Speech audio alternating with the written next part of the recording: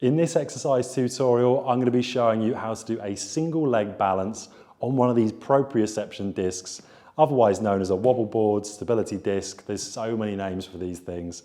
Now, firstly, we've got two sides, okay? We've got a side that's got spikes on it and a side that hasn't. You may have a wooden version if you haven't got this. So on the spiky side and the non-spiky side, there's really not too much difference, especially if you're doing this in trainers. If you're doing this barefoot, you'll notice some acupressure through the foot, so there'll be a little bit of pressure through those spikes. Otherwise, you can choose either side for these, neither's right or wrong. What I want you to do is I want you to have this disc somewhere where there's a fixed resistance object or something you can grab onto.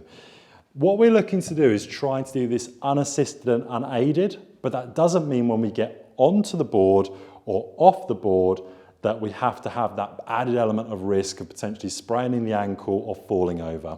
So what I'm going to do is I'm going to place both my hands up against the wall, and that wall is there if I ever need it.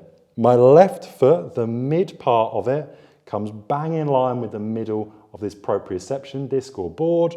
From here, I then bring my chest back, so I've got a nice neutral line, and then what I can do is I can bring my right leg, the one that's not working out the way, and then come into my balancing. What I'm looking to do is I've got my hands there, so if I start to create any unevenness that I feel I'm going to risk injury, I can then completely come forwards, or alternatively, I can just grab this if I need it. But we are looking to try to keep the ankle as straight as possible, not trying to dip the foot down too much or up too much, and keeping in the middle of the board. When you come off the board, if you're a little bit skeptical about it, when you're in that position, you can always lean forward, use the wall, and then come off and then do the next side. You would do the amount of seconds and sets that is desired.